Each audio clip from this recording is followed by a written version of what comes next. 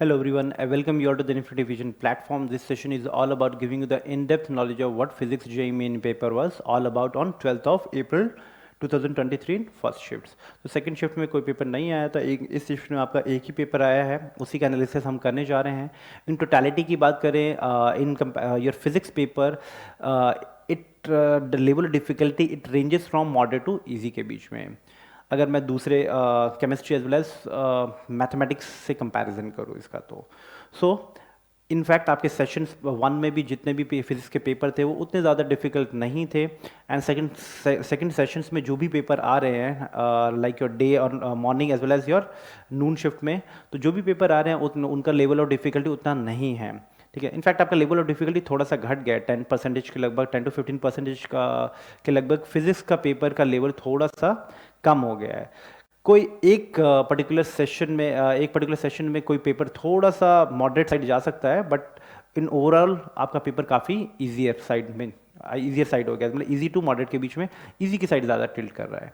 ठीक है, moving to the analysis part, as you can see how many percentage of the questions came from your 11th as well as 12th standard. 44% of the questions came from 11th standard and 56% of the questions came from 12th standard. So that doesn't mean कि आप 11th standard को neglect कर देंगे भाई, क्योंकि 11th standard में जो भी आपके topics हैं, आप hot topic as well as the entire chapters, each and every chapter is important. And as per as 12th is concern, जितने भी 12th के जितने भी चैप्टर्स हैं, be it your semiconducting device like optics as well as your electrostatics and magnetism and AC, सारे chapters important है as per as your 12th standard is concern, क्योंकि एक एक क्वेश्चन किसी से भी आप एक्सपेक्ट कर सकते हैं। ओके, इस सेशंस में देखा गया है कि इन इस 11th as well as 12th में थोड़ा सा परसेंटेज डिफरेंस आ रहा है, that was not there in your session one. जो सेशन वन में जो आपके सेशन वन में जो जितने भी पेपर्स हुए थे, उसमें दोनों का परसेंटेज ऑलमोस्ट इक्वल था। ठीक है, but you should not bother about these things, you have to thoroughly stick to the 11th standard as well as 12th standard, all the chapters thoroughly. Okay, moving to the next analysis part, as you can see how many percentage of the questions was easier. 26% of the questions was easier and 67% of the questions were of moderate level and only 7% of the questions were difficult. So easy questions are those questions which are direct from the NCERT, they are factual based questions, they are theoretical based questions, and moderate questions are those questions which are application based questions, जिसमें आपका formula पे based questions आया हुआ था, rest other parameters given है apart from एक parameter.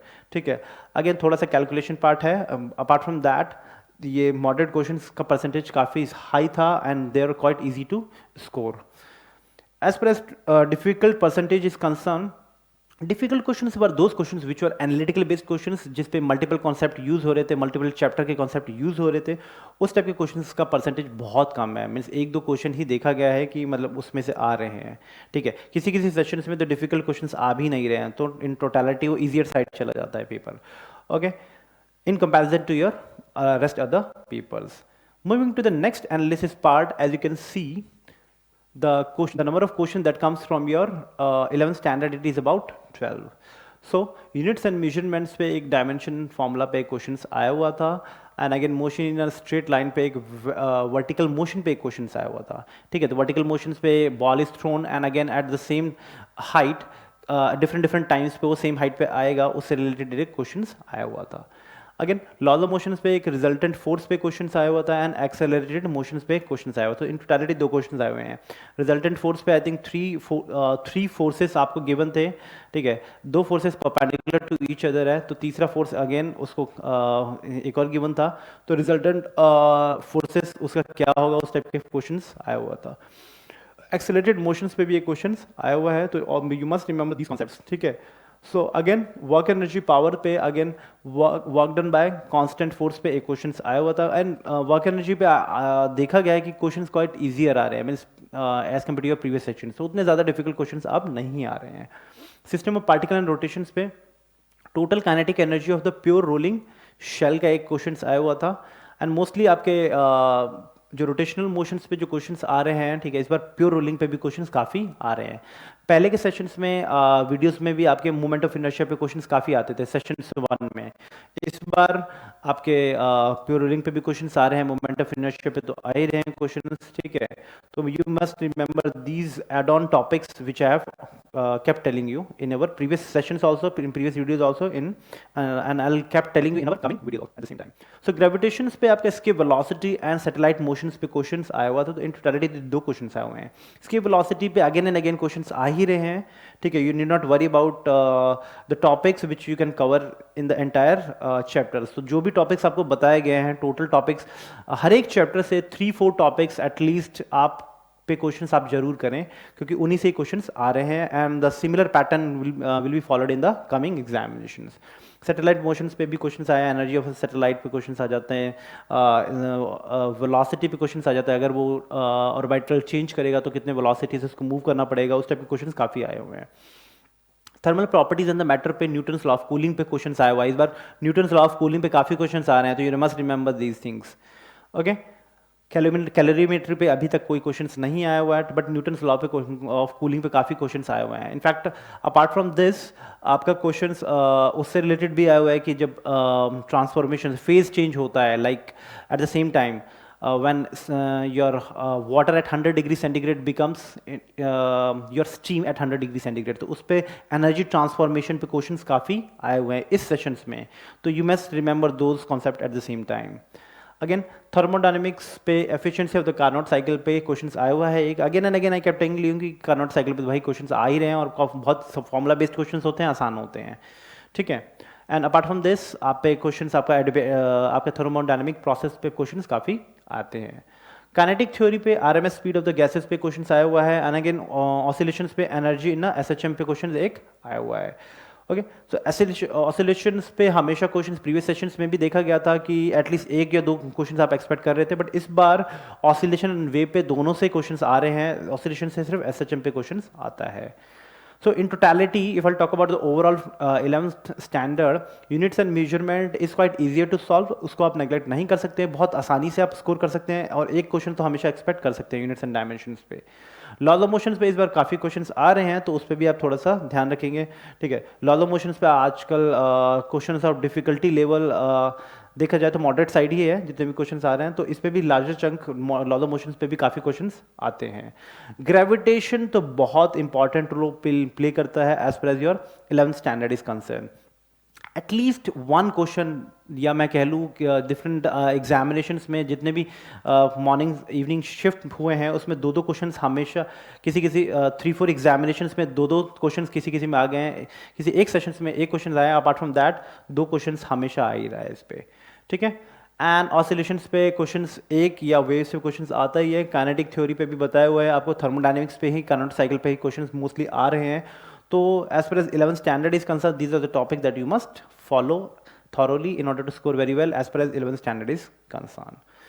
Moving to the 12th standard, as you can see, electric charge and field से Gauss law dipole पे क्वेश्चन आया हुआ था। dipole is placed in the magnetic field, dipole is placed in a electric field, तो उस पर how it will rotate and what would be its torque, उस type के क्वेश्चंस काफ़ी इस बार एक क्वेश्चन आया हुआ था इस पर। Again electrostatic potential and capacitance पे पोटेंशियल ऑफ चार्ज्ड स्फीयर पे क्वेश्चंस आया हुआ था, एंड करंट इलेक्ट्रिसिटी से अगेन 2 क्वेश्चंस आए हुए हैं, ठीक है। Resistance of an elongation of a wire, तो वायर्स में का कुछ रेजिस्टेंस है, उसको स्प्लिट कर दिया डिफरेंट 3-4 पार्ट्स में, तो उसका अगेन इफेक्टिव रेजिस्टेंस और उस टाइप के क्वेश्चंस आए हुए था। रेजिस्टेंस एट वेरिंग टेम्परेचर पे एक अगेन क्वेश्चन आया हुआ था कि भाई इस पर्टिकुलर टेम्परेचर पे उसका रेजिस्टेंस ये है तो करंट ये है, तो उस अनदर टेम्परेचर पे उसका करंट का अगर आप टेम्परेचर बढ़ाने पे उसका रेजिस्टेंस वेरी करता है तो उस पर करंट पे क्या वेरिएशन आ जाता है, तो उस पर एक और क्वेश्चन आया हुआ था, okay. So in totality current electricity पे 2 क्वेश्चन आए हुए हैं। You can not neglect 12th as per as 12th standard is concern, you can not neglect current electricity. So current electricity plays a very much important role as far as your 11th standard, 12th standard is concerned. Moving charge and magnetism पे oscillation of dipole in magnetic field पे question आया हुआ है, and magnetism and matter पे magnetic properties पे question आया हुआ है। Electromagnetic inductions पे EMF induced in loop with changing area पे क्वेश्चन आया है। एरिया चेंज हो रहा था, ठीक है, एक लूप का, और वो मैग्नेटिक फील्ड में है, तो उस पर इंड्यूस ईएमएफ कितना होगा उस पर क्वेश्चन आया हुआ था। अगेन अल्टरनेटिंग करंट पे, एलसीएस सर्किट पे, इधर सब समटाइम एलसीएस सर्किट पे आ जाता है या एलसी सर्किट पे आ जाता है क्वेश्चन, तो एक हमेशा आ ही जाता है। रे ऑप्टिक्स पे image formation by combination of the lenses पे क्वेश्चन आया हुआ है। एंड मोस्टली इस पे प्रीवियस इस सेशंस में डिफरेंट मॉर्निंग या इवनिंग शिफ्ट में कहीं ना कहीं एक बार एक क्वेश्चन हमेशा आ ही रहा है, ठीक है। एंड अगेन लेटरल शिफ्ट पे एक और एड ऑन टॉपिक आप डाल सकते हैं, क्योंकि उस पर लेटरल शिफ्ट पे आप थोड़ा क्वेश्चंस आने लगे हैं। लेंस पे जो क्वेश्चंस है, कॉम्बिनेशन ऑफ टू लेंस पे क्वेश्चंस तो हमेशा पहले आ ही रहे थे। लेटरल शिफ्ट आप एक और ऐड कर सकते हैं टॉपिक्स जिस पे आप क्वेश्चंस आने लगे हैं, ठीक है। डुअल नेचर एंड रेडिएशंस पे अगेन मॉडर्न फिजिक्स की बात करें तो डी ब्रॉगली वेवलेंथ, आई kept telling U de Broglie wavelength याद रख लो। डी ब्रॉगली वेवलेंथ पे क्वेश्चंस आता ही है ऑफ एक्सेलरेटेड चार्ज पार्टिकल्स, तो एक क्वेश्चन इस पे आया हुआ है। एटम्स पे नंबर ऑफ स्पेक्ट्रल लाइंस पे क्वेश्चन एक आया हुआ था। न्यूक्लियाई पे मास एनर्जी इक्विवेलेंस पे क्वेश्चन आया हुआ है, पहले नहीं आ रहा था, इस बार मास एनर्जी इक्विवेलेंस पे क्वेश्चन आया हुआ है। इक्वेशन गिवन है आपका, ठीक है, और मासेस गिवन है डिफरेंट आपके रिएक्टिव एलिमेंट्स के, ठीक है। तो उसमें मास का डिफरेंस की वजह से कितना एनर्जी ट्रांसफॉर्मेशन हो रहा है into mass has been converted into energy is equal to mc square, उस पर क्वेश्चन आया हुआ था। तो यू मस्ट रिमेंबर, एक और एड ऑन टॉपिक्स कर सकते हैं, मास एनर्जी इक्विवेलेंस पे एक और क्वेश्चन आ गया है, ठीक है। अगेन सेमीकंडक्टर इलेक्ट्रॉनिक डिवाइस पे again current gain in a NPN transistor पे क्वेश्चन आया हुआ है, ठीक है। These are the topic which is not new to you. तो एनपीएन ट्रांजिस्टर एक एड ऑन हो गया, क्योंकि सेशन 1 में तो ट्रांजिस्टर्स बहुत कम क्वेश्चंस आते थे, इस बार क्वेश्चंस आ रहे हैं, इस पर लॉजिक गेट्स या ट्रांजिस्टर्स पे क्वेश्चंस जरूर आ ही रहे हैं। ओके, कम्युनिकेशन सिस्टम पे bandwidth of an amplitude modulated signal, again amplitude modulated signal पे या आपके रेंज ऑफ एन एंटीना पे क्वेश्चंस काफ़ी आ रहे हैं। So as per as 12th standard is concern, your current electricity plays a very much important role. इस पे आप क्वेश्चंस मिनिमम 2 एक्सपेक्ट कर ही सकते हैं। The easiest topic that you can follow is your electric charge and field, जो कि बहुत easy topic है, स्कोर करने का बहुत आसानी से स्कोर कर सकते हो आप। And your entire communication system, semiconductor and modern physics, ये सारा टॉपिक जितने भी जो छोटे छोटे टॉपिक्स हैं, जो बंचेस हैं, जो आप छोटे छोटे टॉपिक चैप्टर्स में स्प्लिटेड हैं, they are quite easier to solve, आसानी से सॉल्व कर सकते हो। इसके क्वेश्चंस का लेवल डिफिकल्टी बहुत कम होता है, तो लेस एफर्ट लगा के आप मैक्सिमम गेन कर सकते हैं। एंड ऑल्सो इलेक्ट्रिक चार्ज, इसमें एक और टॉपिक आप कर सकते हैं add on, like EM wave.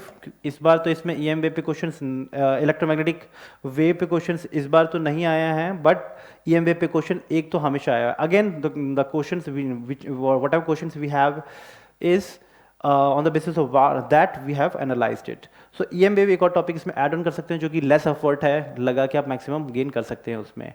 Okay, so moving to the analysis part, if I'll talk about your 11th as well as 12th standard topics, तो जितने भी आपके hot topics है 11th standard के then 12th standard के, जो कि I kept telling you in my previous videos also at the same time, so उन सारे topics को note down कर लेना, ठीक है। उसी से ही questions आपके आ रहे हैं, उसी टॉपिक hot topic से सारे questions आ रहे हैं। more or less values change हो जाती हैं, but questions more or less वैसे ही रहते हैं, ठीक है। especially if you have moderate level of preparation, again you can neglect the difficult question जिसका percentage 0 से 10 तक वेरी कर रहा है, ठीक है। तो 2-3 क्वेश्चंस डिफिकल्ट हो सकते हैं मैक्स टू मैक्स, ठीक है। तो वो क्वेश्चंस को आप नेग्लेक्ट कर सकते हैं, specially if you have moderate level of preparations.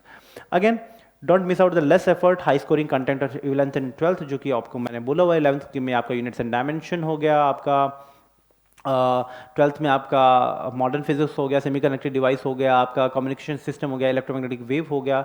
ये सारे हॉट टॉपिक्स को आप आसानी से थॉरली फॉलो करेंगे, क्योंकि आपका लेस एफर्ट में आप मैक्सिमम गेन कर सकते हैं as per as JEE mains preparation is concerned. Again NCERT and exemplar based questions को आप मिस आउट नहीं कर सकते हैं, ठीक है। इस moderate as an easy question उसी में से आ रहे हैं। ओनली परसेंटेज थोड़ा सा डिफिकल्टी लेवल अगर और बढ़ा देंगे प्रिपरेशन का, तो अगेन आपका जो डिफिकल्ट क्वेश्चन है, जो आपके मल्टीपल चैप्टर से जो रिलेटेड क्वेश्चन है, वो भी आप आसानी से सॉल्व कर पाएंगे। Okay, I hope this session is of beneficial for you. Thank you.